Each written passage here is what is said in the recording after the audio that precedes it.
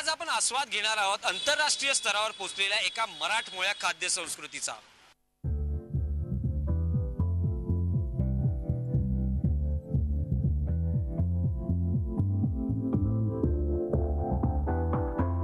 मुंबईत मराठी माणसाचा बालेकिल्ला मानल्या जाणाऱ्या दादरमध्ये गेली अनेक दशकं खवय्यांच्या जिभेचे चोचले पुरवणारा आणि मराठमोळी खाद्य संस्कृती जपणारा अड्डा म्हणजे हॉटेल आस्वाद।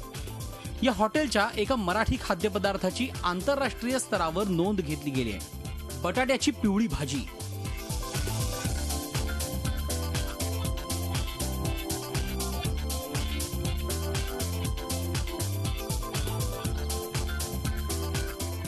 मटकीची उसळ, त्यावर तर्रीचा थर, फरसाण आणि शेवेची पखरण आणि कांद्याचा हात, स्वाद आणि सजवणुकीसाठी लिंबू।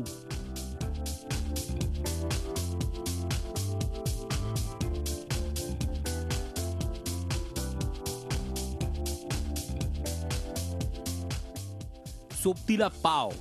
आतापर्यंत तुमच्या लक्षात आलं असेलच आम्ही कुठल्या पदार्थाबद्दल बोलतोय। होय, तुमची आमची सर्वांचीच लाडकी मिसळ। या मिसळीनं लंडनमध्ये झालेल्या फूडी हब या पुरस्कार सोहळ्यामध्ये सर्वोत्कृष्ट चव असलेल्या शाकाहारी पदार्थाचा पुरस्कार पटकावलाय। या पुरस्कारामुळे अस्सल मराठी खाद्य संस्कृतीला जगाच्या पाठीवर पोहोचवण्याच्या आस्वादचे मालक सूर्यकांत सरजोशी यांच्या स्वप्नाला बळ मिळालंय। आपल्यासोबत आहेत आस्वाद हॉटेलचे मालक सूर्यकांत सरजोशी। सर, तुमच्या मिसळीची दखल आंतरराष्ट्रीय स्तरावर घेण्यात आली आहे। सर्वप्रथम तुमची प्रतिक्रिया। नक्कीच आनंद वाटला की एक महाराष्ट्रीयन पदार्थाला हा आंतरराष्ट्रीय पुरस्कार मिळणं हे सगळं कौतुकास्पद गोष्ट आहे आमच्या दृष्टीने पण आणि सर्वच महाराष्ट्रीयन लोकांच्या दृष्टीने। आस्वादच्या मिसळीचा आंतरराष्ट्रीय स्तरावरचा प्रवास नेमका कसा झाला? ॲक्च्युली आपल्याला आधी माहीतच नव्हतं की त्यांची अशी कॉम्पिटिशन आहे किंवा ते करणार आहेत काय ते। त्यांनी आधी 2 का 3 वेळा येऊन त्यांच्या कुठच्या टीमने सगळ्या म्हणजे पुष्कळच्या हॉटेल्समध्ये जाऊन त्यांनी केले होतं टेस्ट। मग त्याच्यामध्ये त्यांनी फिल्टरेशन करून आपल्या आस्वादच्या मिसळला नॉमिनेशन मिळालं। ते नॉमिनेशन मिळाल्यानंतर मला कळवण्यात आलं की तुमच्या आपल्या मिसळला नॉमिनेट केलं गेलं अशाच्या पुरस्कारासाठी म्हणून। आणि त्यानंतर मग 8 दिवसांनी तो पुरस्कार पण झाला, त्यांचा सोहळा पण झाला आणि त्याच्यामध्ये आपल्याला पहिलं बक्षीस मिळालं।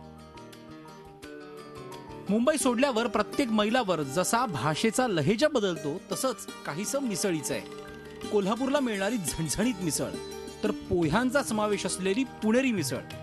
पण लंडन मधल्या गोऱ्यांनाही भुरळ घातलेल्या आस्वादच्या मिसळीमध्ये असं नेमकं काय आहे?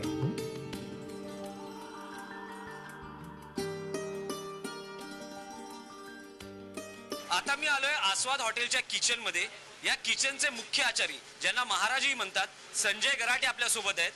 जागतिक स्तरावर पोहोचलेल्या मिसळीची नेमकी काय प्रक्रिया आहे ती आपण यांच्याकडून जाणून घेणार आहोत। ठीक आहे, आम्ही याच्यात पाणी टाकतो। पहिलं पाणी टाकल्यावर मटकी टाकतो, मटकीनंतर कांदा टाकतो, कांद्यानंतर आपले लसूण टाकतो, लसूण टाकून झाल्यावर ते फोडणी वरून फोडणी देतो। मिरची, कांदा, लसूण आणि मसाला आणि घरगुती मसाला टाकतो।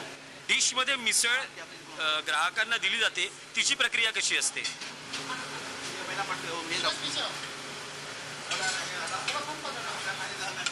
पहिला बटाटा घेतो। बटाट्याच्या भाजीसाठी काही वेगळी रेसिपी आहे? नाही, बटाट्याची भाजी तीच भाजी तीच असते। तीच झाली, त्याच्यामध्ये फरसाण टाकतो। जे फरसाण आहे तेही काही वेगळं आहे का? नाही, अस्वादच आहे। फरसाण झालं मग त्याच्यामध्ये कांदा टाकतो वरती, कांदा कोथिंबीर मारतो वरती, लिंबू येतो वरती, मिसळ तयार झाली। आपुलकीची चव असलेल्या या मिसळीचा आस्वाद लुटून खवय्ये तृप्त होतात। तिच्या चवीमध्ये मराठी अमराठी असा भेदभाव नसतो।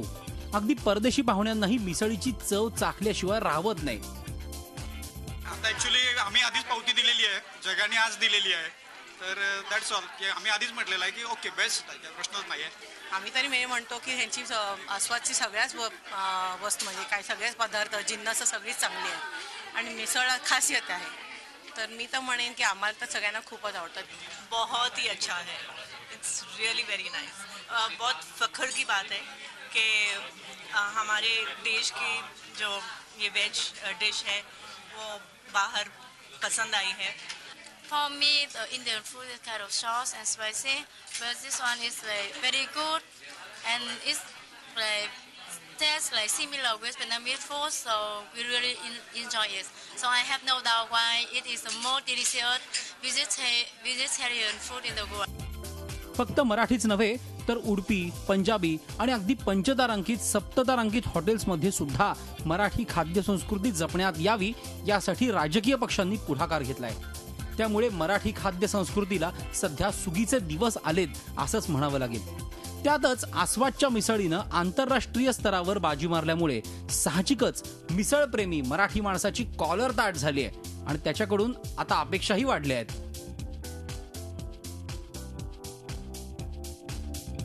मराठमोळी मिसळ साता समुद्रापलीकडे गेली आहे. मराठी संस्कृतीचं मीठ ज्यांनी खाल्लं त्या प्रत्येक मुंबईकराला या बातमीमुळे आनंद झालाय. या आनंदाची चव पुढची बरीच वर्ष त्यांच्या जिभेवर रेंगाळणार आहे. व्हिडिओ जर्नलिस्ट पी श्रीनिवाससह Dinesh Dukhande, Zee Media, Mumbai. Zee 24 तास रहा एक पाऊल पुढे.